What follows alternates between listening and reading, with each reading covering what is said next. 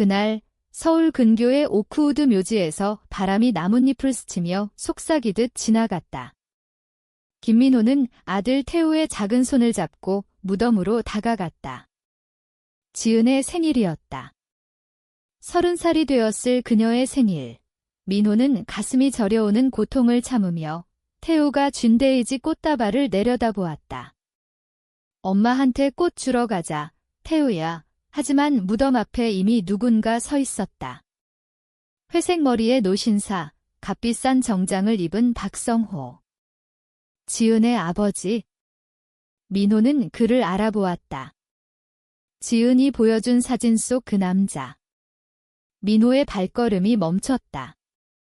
성호가 고개를 돌리자 두 남자의 시선이 부딪혔다. 성호의 눈에 처음엔 짜증이 스쳤지만 태우가 전마꽃 하며 앞으로 달려가 꽃을 놓자 그의 표정이 얼어붙었다. 누구세요? 성호의 목소리가 떨렸다. 태우의 눈, 코, 미소 모두 지은의 것이었다. 민호는 조용히 말했다. 제 이름은 김민호입니다. 지은의 남편이었죠. 바람이 더 세게 불었다. 성호의 얼굴이 창백해졌다. 무슨 헛소리. 내 딸은 결혼한 적 없어. 민호는 핸드폰을 꺼내 사진을 보여주었다. 시청에서 입은 간단한 예복, 행복한 미소. 5년 전입니다. 지은이 당신에게 숨겼어요. 당신이 반대할 걸 알았으니까. 성호의 손이 떨렸다. 왜 나한테 말 안 했지? 민호의 목소리가 낮아졌다. 당신이 지은을 통제하려 했으니까? 적합한 남자 소개하고 직장까지 정해주고. 지은은 자유를 원했어요. 나처럼 평범한 사람과. 성호의 눈이 붉어졌다. 너 같은 놈이. 지금 뭐 하는 놈이야? 배달이나 하면서. 민호의 가슴이 찔렸다. 예전엔 초등학교 선생이었어요. 지금은 태우를 키우려 유연한 시간 때문에 배달을 해요. 지은이 죽은 후로 태우가 달려와 민호의 다리를 안았다. 아빠, 그 아저씨 누구야? 성호가 태우를 내려다보았다. 계산이 끝난 눈빛. 임신. 4년 전 크리스마스에 지은이 피곤하다고 했을 때 민호가 고개를 끄덕였다. 7개월 차였죠. 당신에게 숨기느라 지쳤어요. 밀라노 유학 간다고 속이고 여기서 살았어요. 성호의 얼굴이 일그러졌다. 내가 아버진데. 왜 나한테? 민호의 목소리가 차가워졌다. 당신이 권리를 주장하며 모든 걸 통제했으니까? 지은은 하나라도 자신의 걸 갖고 싶었어요. 성호가 중얼거렸다. 그날. 지은이 전화했어? 중요한 얘기 있다고. 내 집으로 오던 중이었어. 민호의 심장이 멎는 듯 했다. 뭐라고요? 사고 난 곳이 내 집 10분 거리였어. 지은이 나한테 모든 걸 말하려 했어? 그런데. 죽었어. 민호의 머릿속이 소용돌이쳤다. 지은이 용기를 내서 가던 길에. 사고. 성호의 눈에 눈물이 고였다. 내가. 화가 나서 메시지 남겼어. 무례하다고. 지은은 듣지 못했지. 민호는 분노가 치밀었다. 이 남자가 지은을 그렇게 압박했기에 그녀는 5년을 숨기다 결국 그 길을 택한 거였다.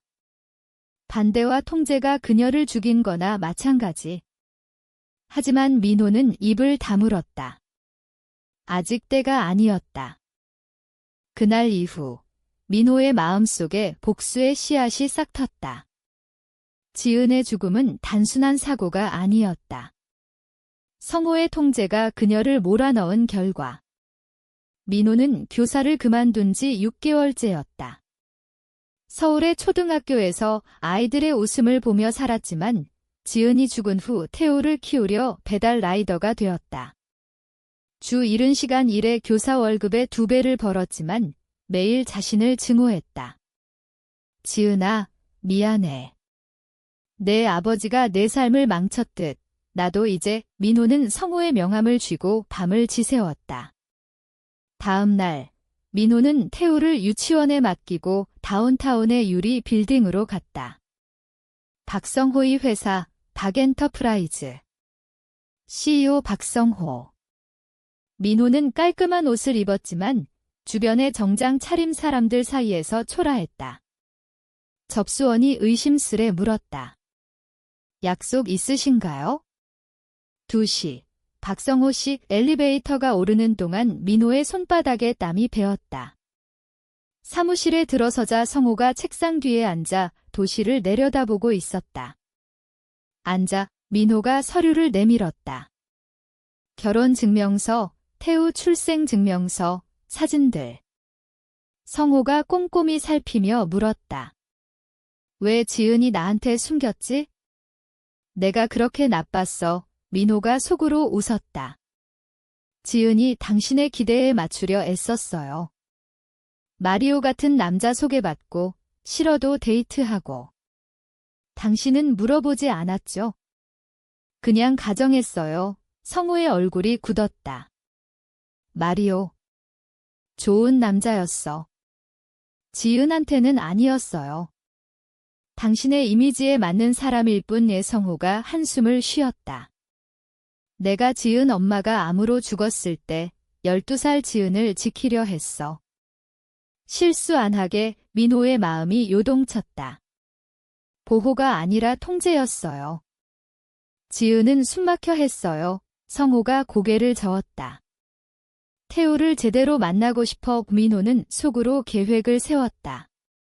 좋아요. 우리 집에서. 토요일 2시 이 복수는 시작되었다. 태우를 미끼로 성호를 끌어들이는 거, 그의 약점을 파고들어 파괴하는 거. 토요일, 민호의 작은 아파트가 청소되었다. 태우가 물었다. 할아버지 오셔? 응, 착한 할아버지 될 거야. 문이 열리자 성호가 들어왔다. 캐주얼 차림, 선물 가방을 들고. 안녕. 이태우가 수줍게 인사했다. 할아버지. 성호가 무릎 꿇고 말했다. 그래, 할아버지야. 선물은 값비싼 코끼리 인형. 태우가 좋아했다. 민호는 지켜보았다. 성호가 태우를 보며 속삭였다. 지은처럼 생겼네. 민호가 물었다. 지은이 당신 때문에 얼마나 고통받았는지 알아요. 성호가 머리를 저었다. 보호하려 했을 뿐 민호는 속으로 끓었다. 주말 방문이 이어졌다. 성호는 태우와 가까워졌다. 마술 장난감, 팬케이크, 지은 어린 시절 이야기. 태우는 할아버지를 사랑하게 되었다. 민호는 그 틈을 이용했다. 성호의 회사를 조사했다. 박엔터프라이즈는 서울의 대기업. 하지만 민호는 지은의 일기에서 힌트를 찾았다.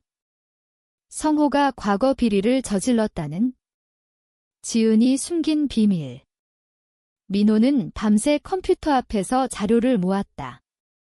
성호가 세금 탈루와 뇌물로 회사를 키웠다는 증거. 지은이 알았지만 말 못한 채 고통받았다. 지은아, 내 아버지가 내 삶을 훔쳤듯 이제 내가 돌려줄게. 민호는 성호를 더 깊이 끌어들였다. 태우가 학교 가요. 킨더가튼 우성호가 말했다. 내 직장. 이른 시간 일하니 피곤할 텐데. 민호가 웃었다. 도와줄래요? 성호가 제안했다. 내가 선생이었지? 우리 회사 이사회에 뉴튼 초등학교 있네. 자리 비었어. 민호는 받아들였다. 복수의 일부. 다시 교사가 되어 안정되면서 성호의 약점을 파고들 기회를. 민호는 다시 교단에 섰다. 뉴튼 초등학교 4학년. 아이들의 웃음이 돌아왔다. 하지만 속으로는 복수가 불타올랐다. 성호의 방문이 잦아지자 민호는 태우를 통해 정보를 모았다. 할아버지랑 뭐 했어? 태우의 대답 속에 성호의 일상이 드러났다. 크리스마스, 성호가 초대했다. 큰 집에 와 가족으로 민호는 갔다. 거대한 맨션, 12피트 크리스마스 트리. 태우가 기뻐했다. 성호와 민호가 커피를 마시며 이야기했다. 지은을 실패했어. 태우한테는 안 그럴게 민호가 속으로 웃었다. 당신의 비밀, 알아요. 성호의 눈이 커졌다. 뭐, 민호가 서류를 내밀었다. 세금 탈루 증거, 뇌물 기록. 지은이 알았어요. 당신 때문에 고통받았죠? 그 압박이 그녀를 죽인 거예요. 성호가 창백해졌다. 어떻게? 복수해요. 당신이 지은을 통제해 죽음으로 몰았듯 이제 당신 회사를 무너뜨릴게. 성호가 무릎 꿇었다. 태우를. 제발. 민호의 가슴이 아팠다.